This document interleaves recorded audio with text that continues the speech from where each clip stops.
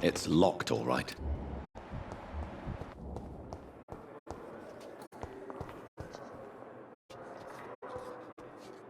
Good evening, nurse. Good evening, Doctor. I don't think we've been introduced yet. My name is Pippa Hawkins. And I'm Dr. Jonathan Reed. Dr. Swansea has recently offered me a position in this hospital. Well, it's a euphemism that your help will be appreciated, Doctor.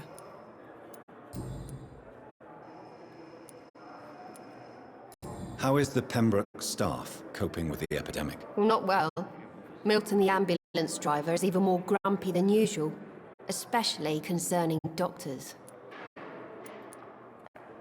Why does Milton dislike doctors? I don't know.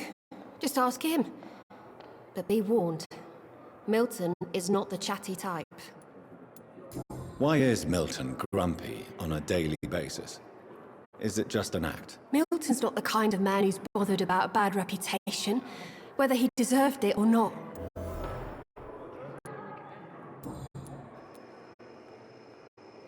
How long have you been a nurse? Well, long enough to see that the epidemic is winning. And no matter how qualified you are, don't tell me you'll change that. You're right. When dealing with such a terrible disease, one must remain humble. But that doesn't mean we shouldn't try our best. Sorry, Doctor. I don't want to sound bitter, but I'm just too tired to give a pep talk like Nurse Brannigan. How would you describe the situation at the Pembroke Hospital? It's serious. The flu is wreaking havoc amongst the staff and patients. We are running out of everything. Nurse Hawkins, the Spanish flu won't last forever. Even the Black Plague didn't kill everyone. I wish I could believe you. But what if this epidemic was worse? What if in the end, nobody was spared? You must get a hold of yourself, nurse. Sorry, I'm exhausted. No one has any idea when this epidemic will be over.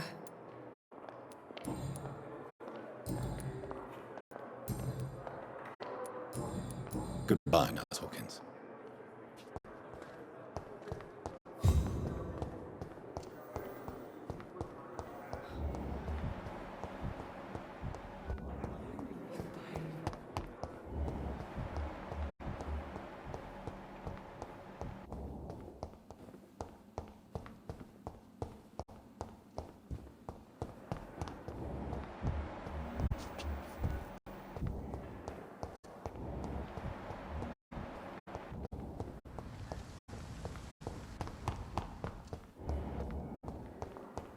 It's locked, all right.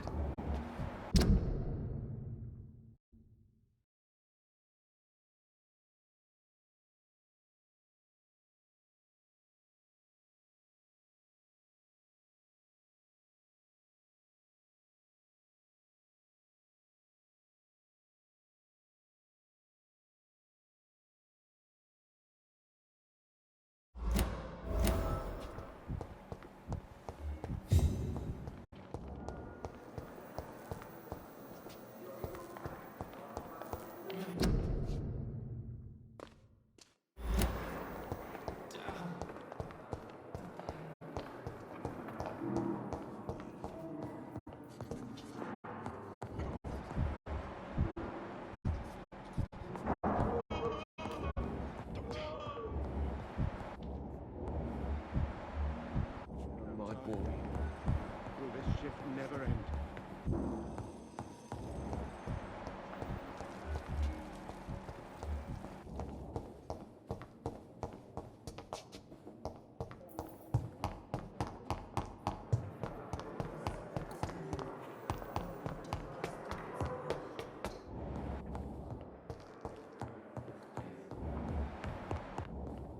I cannot enter.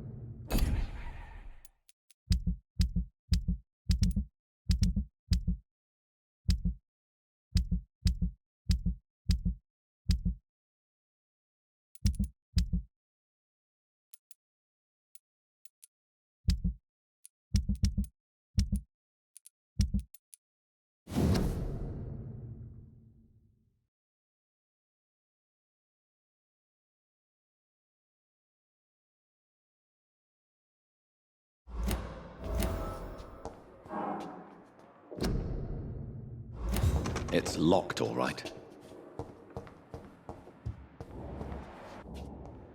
It's locked.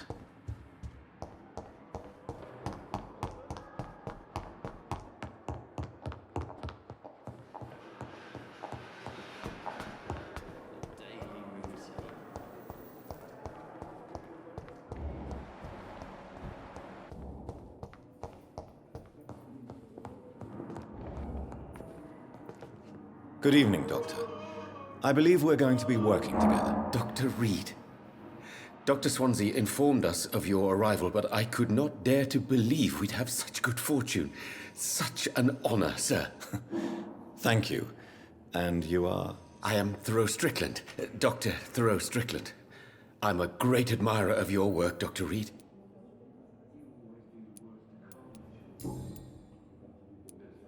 What can you tell me about the Pembroke? Well, it has always been an honor to work with Dr. Swansea. But with your arrival, I can't think of a better opportunity to learn about blood transfusion. Do you need help with anything in particular? Well, yes, maybe. I'm waiting for a batch of products I ordered for my personal research, yet my supplier seems to have vanished. Do you want me to play the errand boy for you? Oh no, Dr. Reed. But if you went personally to his shop, what with your reputation and all, he wouldn't dare to refuse the products I need. I see. Well, give me the address, for I may pass by if I have time.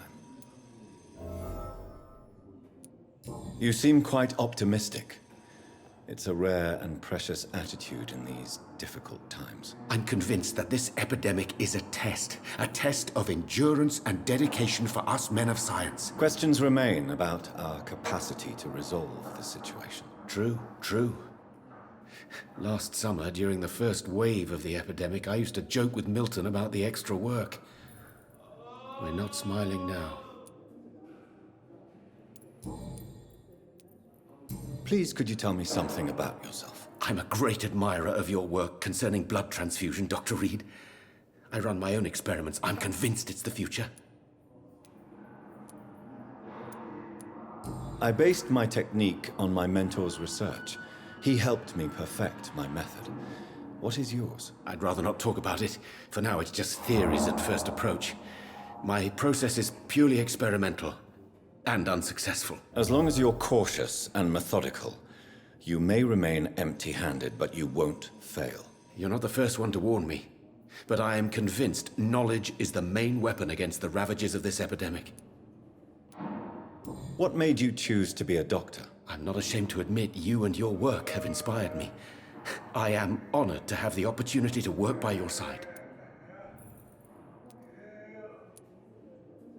It's always a pleasure to share scientific and medical knowledge with someone eager to learn. I'll be glad to help you if I can. This epidemic may be the century's most terrible disaster, but I'm convinced that we, as doctors, are the only ones able to defeat it.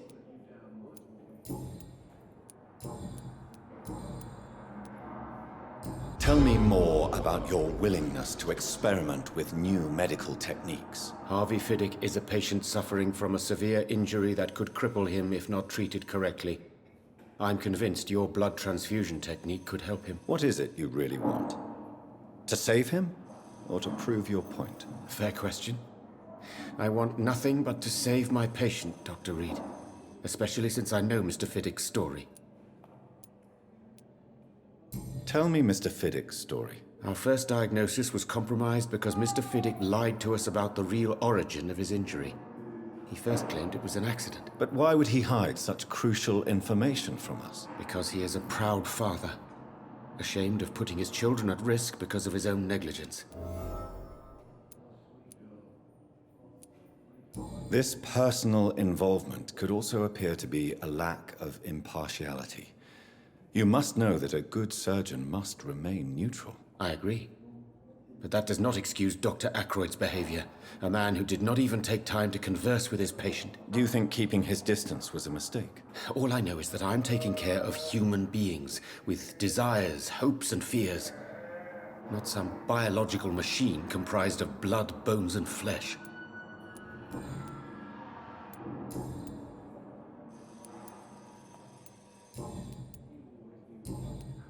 Goodbye, Dr. Strickland.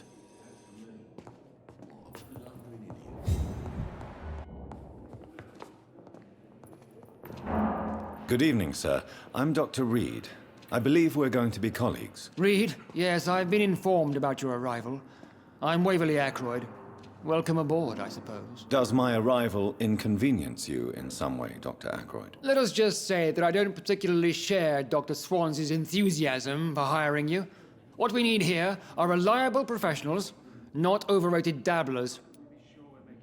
I will not let you down, my boy. If you have a problem with me, Dr. Ackroyd, please feel free to tell me. Dr. Swansea has imposed your presence on this hospital without asking anyone's advice. The benefit of his position. But I don't agree with it. I know we've never met before, but I believe this hospital could use all the help it can get. You will agree with that, I'm sure. Oh, but I have heard about you, Dr. Reed. Of course, you can't say the same about me, since I have not wasted my time courting the press. I'm all right. Last week, your time with me reads me like a book. There is no need for such animosity between us. Don't you think the epidemic is already enough to deal with? That is one point we could agree on. And that is precisely why I want to be sure that you will be of help to this hospital instead of a burden.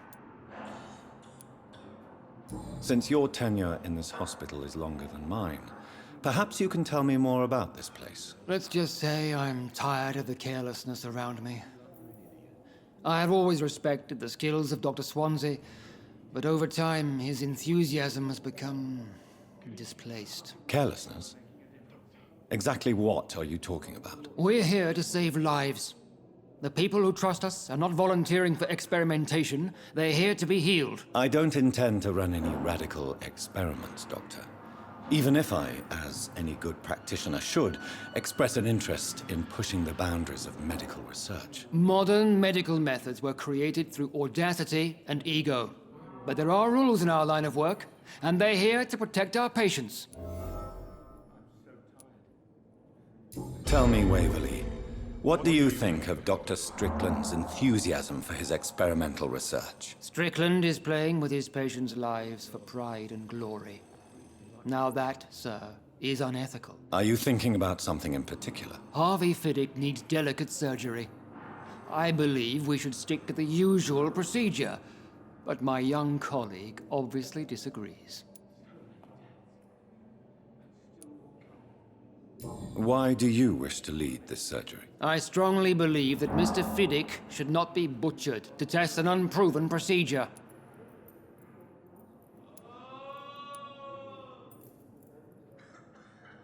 Other people may say that's too conservative a point of view. Conservative? And what are you going to say to Mr. Fiddick if he loses his arm because of the operation? Because that's what's going to happen if the surgery is a failure. And are you not afraid that your rivalry with Strickland may be blinding you? Rivalry? I guess you could call it that. But I will never be childish enough to let my personal feelings affect my judgment. I will not let you down, my boy. It seems you have bad memories of your military service. I refuse to see this industrial slaughter as scientific progress. War only reveals the worst in men. We can at least agree on something, Dr. Ackroyd. I don't know what you've heard about me, but I have already proved my value as a practitioner. I don't question your skills, Dr. Reed, but your motive. Is it money, fame, or are you truly dedicated? And what exactly is that supposed to mean? I served in the war just like you. But unlike you, I did not use the wounded to play the modern sorcerer. Be careful what you insinuate, Dr. Ackroyd. I only want you to admit you used those men to improve your theories.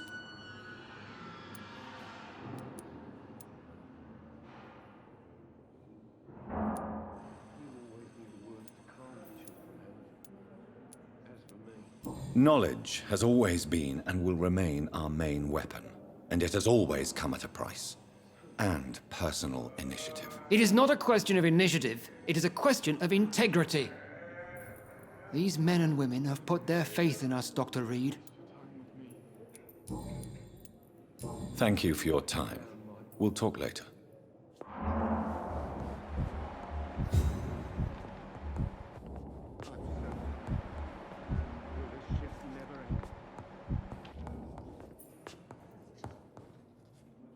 Good evening, sir. I'm Dr. Reed. May I help you? I don't know if a third opinion is needed. Your colleagues are already arguing about my condition. I see. Would you mind telling me more about your situation? I'm Harvey Fiddick. All I want is to get me bloody arm fixed properly. Is there anything else that's bothering you? Can I help in any way? I'm all right. Considering the state of this place, I should consider myself lucky, I guess.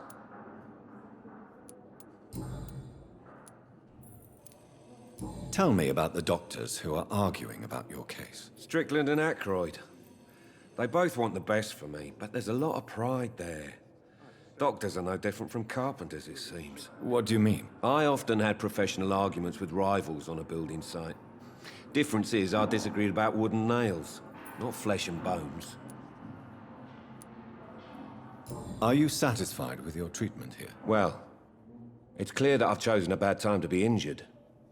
Forgive my bluntness, but you seem overwhelmed by cases of the flu. I won't lie to you about it.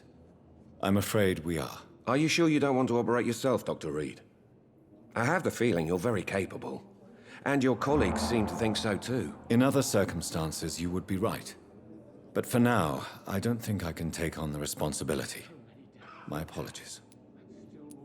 Tell me about yourself, Mr. Fiddick. I'm just a regular guy waiting to get his arm fixed, so I can return to work and to my family. I was more curious about what you were doing before being hospitalized. I'm a carpenter, and a good one too. But that means I need both arms to feed my family, Dr. Reed.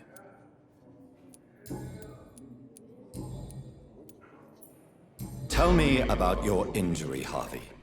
Why do you feel so guilty about it? My wife died because of me. And now I may lose everything because I've been careless enough to hurt myself. What an arsehole. How could your job be responsible for your wife's death? I was working a double. She went out to bring me a hot meal and got caught in a German bomb raid. You can't hold yourself responsible for your injury, Mr. Fiddick, unless you tried to hurt yourself. Of course I didn't hurt myself. But I can't work until my arm is fixed. My children need to eat, Doctor.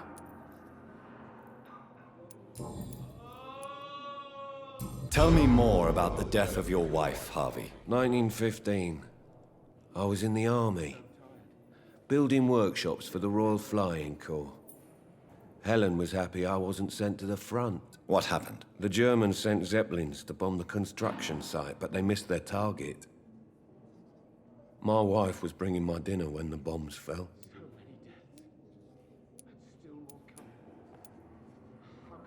I'm sorry for your loss. So many died during the bombings.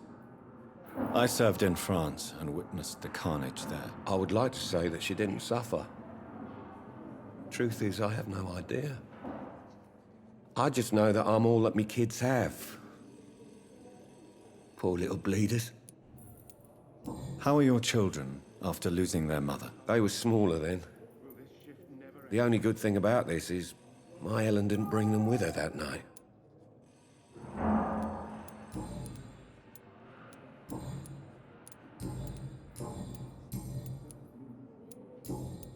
Goodbye for now, Mr. Fiddick.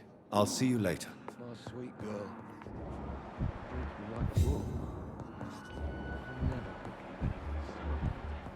I'm all right.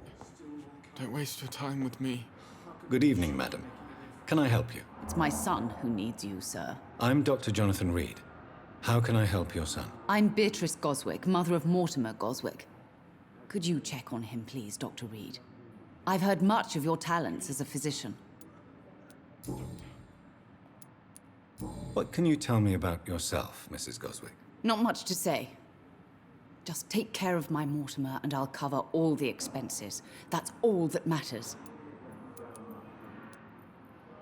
May I ask if you have an occupation, Mrs. Goswick? I'm a teacher by profession. I teach young women who are more ambitious about their futures than their families. Don't waste your time with me. Are you really that rich? Most of the patients here are of a more humble origin, if I may say so. Yes, thanks to my husband. May he rest in peace. I can cover any needed medical expenses. What do you think of your reception here? Any complaints? I have had the uttermost reservations about this hospital since we arrived. But we had no other choice, considering the state of emergency. Is there something in particular that's bothering you? Some of the staff were not especially welcoming. I suspect they're not accustomed to dealing with patients of such social standing. Tell me more about your arrival at the Pembroke Hospital. What gave you such a bad first impression? The ambulance driver was quite rude, for a start. And that nurse, Miss Hawkins, seems to have quite a dubious attitude. What do you mean? She managed to secure a bed for my son despite the epidemic. It was a relief, but it wasn't cheap. She charged you for a bed? Yes, and I paid without question, considering the urgency of the situation. I share your concern, Mrs. Goswick. Be sure that I'll talk to the people involved. I don't expect compensation, Dr. Reed. But I'm aware such behavior would not be tolerated in other hospitals.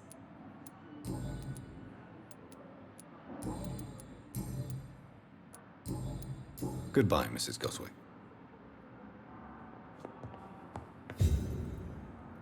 Good evening.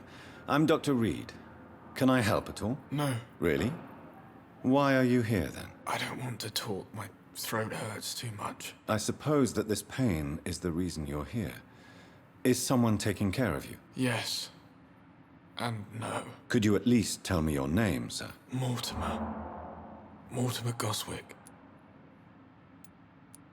Do you need any help? I'm afraid I may, sir. I don't mean to be a burden.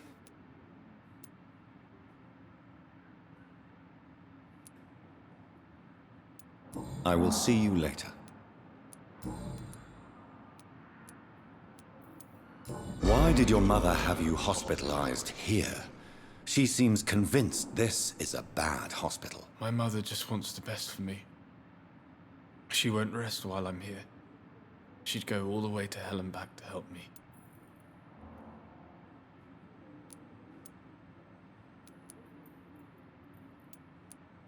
Is your mother bothering you? As your doctor, I can ask her to leave you alone if you would prefer. That's tempting, Doctor. But you have no idea what my mother is capable of. She would tie herself to my bed if you asked her to leave. Pembroke Hospital may look unorthodox, but rest assured you're in good hands here. It's not me you have to convince, Dr. Reed. It's my mother. How painful is your throat, Mr. Goswick? So painful I'd rather not talk at all, Doctor. I'm sure you realize a doctor and his patient have to communicate, sir. Would it help if I gave you some paper and a pen? Not really. I see. Then maybe it's not just your throat that hurts, Mr. Goswick. Perhaps your sore throat is just the consequence of something more hurtful. Yes, maybe. But I don't want to talk or even write about it now.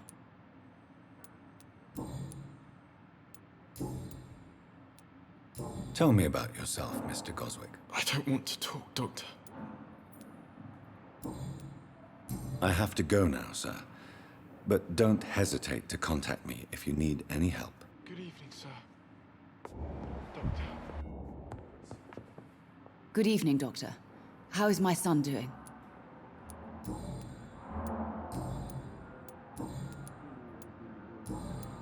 Goodbye, Mrs. Goswick.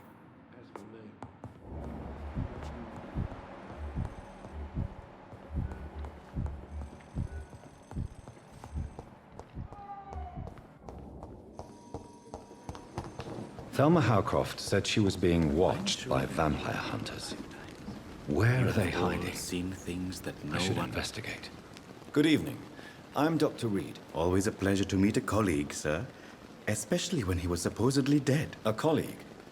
Are you a doctor, too? Not anymore, sir. I used to be Dr. Rakesh Chadana.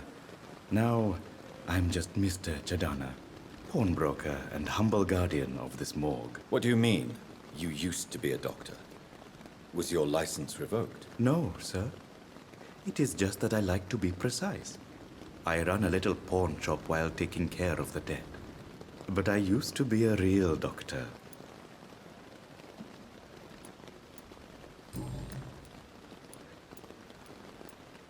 Do you work here alone? Yes, very easy work, sir. All I have to do is watch a few bodies. The situation was very different when the main morgue was still open. Why do you have to watch these bodies? Because these poor fellows have no names. We keep them in case someone comes looking for the missing. Sadly, very rarely happens. Why close the hospital's main morgue? It was for sanitary reasons after the beginning of the epidemic. Cadavers had to be moved to the nearest mass grave. Are you afraid or uneasy being surrounded by so many corpses? Why should I? These bodies are empty vessels. Flesh left to decay. Poof! No soul anymore. All gone. How did you get this job? After I left the army, I worked as an undertaker down by the docks. A dangerous place with many an unpleasant business there. Milton Hooks helped me get a job here. An interesting point of view. And quite an exotic one, too. Most people fear, or at least have a respect, for dead flesh. Sir, as a medic during the war, I learned to face my death and the death of others. It's the pain we have to tame, not death itself.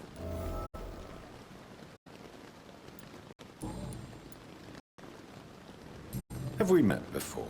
I don't think so, sir. Why? When we first talked, you said you were glad to meet me since I was reported dead. A funny story, sir. Your sister came here a few nights ago. You were missing, and she was looking for your body. She must be very relieved now.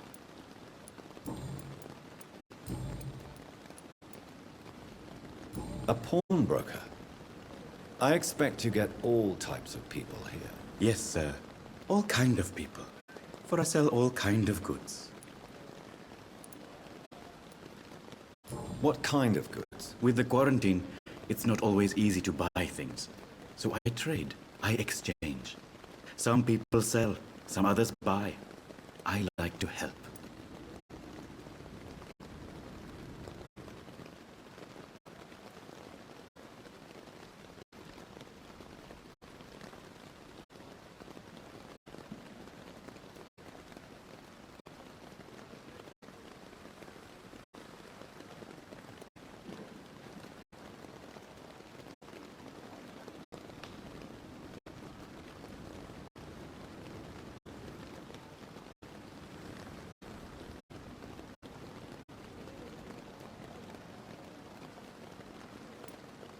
Who comes here to trade with you?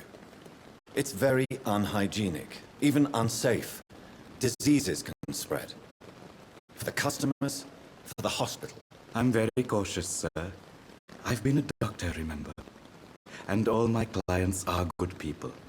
In fact, I think I only know good people.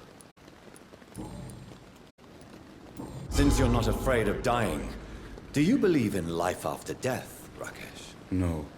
I believe we must do all the good we can while alive. For our time is short, and the obstacles are endless. Do you think you would enjoy immortality as a concept? I don't think so. Don't mistake me. I love life, and I'd like to live a long life. But everything has to decay, sir. Even goodwill. Do you really believe goodwill cannot last? As I said, sir, everything decays. If I was to never die, goodness, I would be bored or worse. And I like to be helpful, sir. Quite depressing, wouldn't you say? Yes, but the good news is, we'll all die before losing our humanity, sir.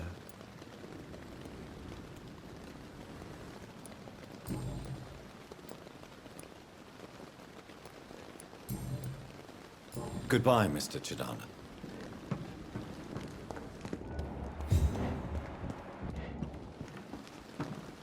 It's locked, all right.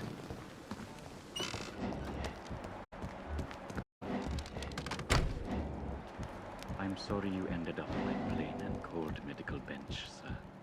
I understand you must be very angry about this unfair situation. I managed to arrange to have you buried in the same mass grave as your wife. I hope that might help. It's locked.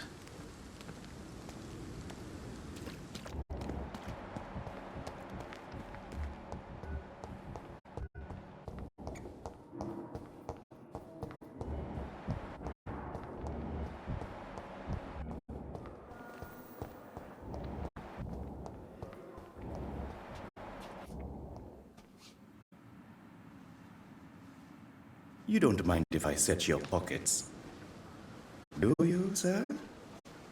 You won't need any of these anyway. I'm not stealing from you, mister. I'm only redistributing your belongings to people who need them more than you. You see, no one has claimed your body, sir, so it would be such a shame to bury you with your valuables. I will not forget you, sir, and I thank you for your generous donation.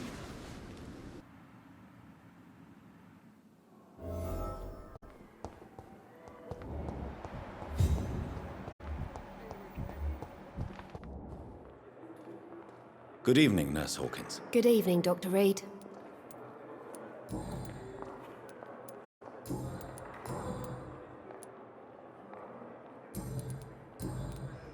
Pepper, are you sure you want to leave this hospital? To become a nurse was a little girl's dream. But in the end, I don't feel that useful. I want more. I want to make things change.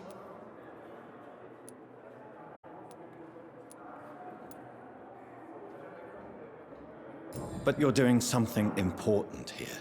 For all the patients who need your help. We save lives, sure. Each time we send a cured patient home, it's a relief beyond words. But since the epidemic, I feel so powerless.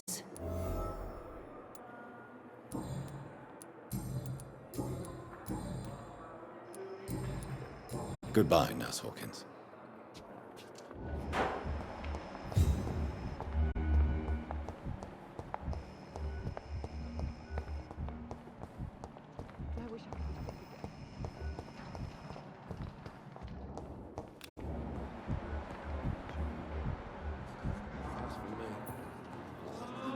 What can I do for you, Doctor?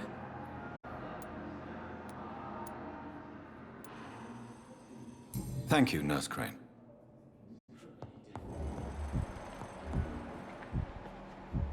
How can we be sure we're making a difference? I will not let you down, my boy.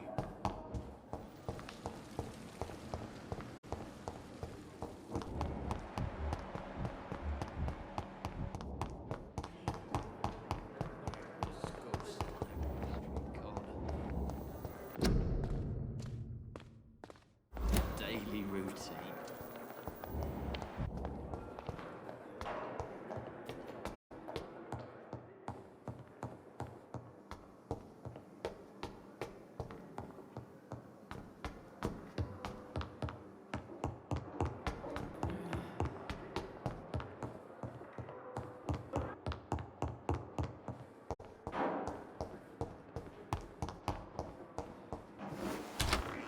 This must be the place. It's definitely away from prying eyes. Relegated to the shadows. A kingdom of my own. At least I won't be sleeping in a coffin.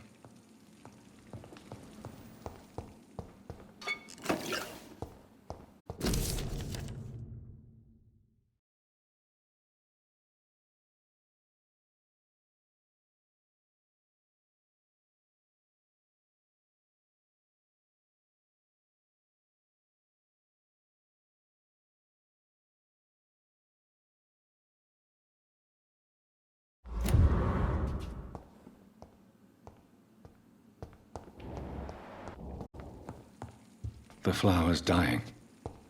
It needs water.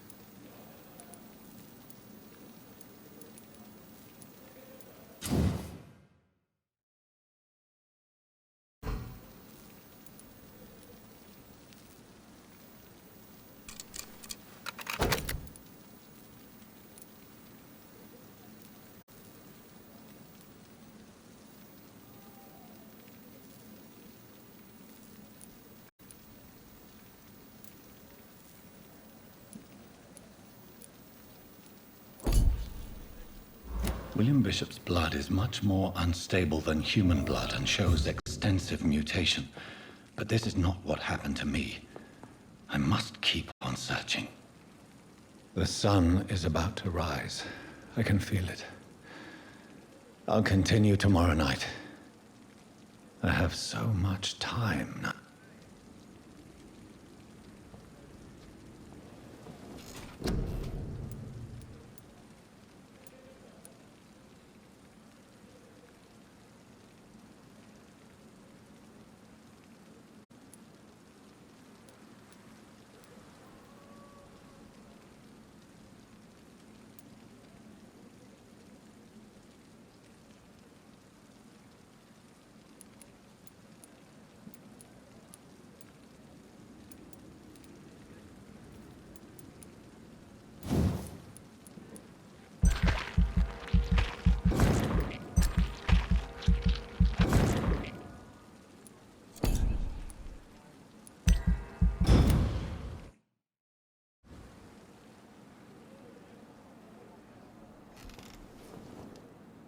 If I'm to stay here until my research is complete, I'd better learn to hide my true nature from the mortals.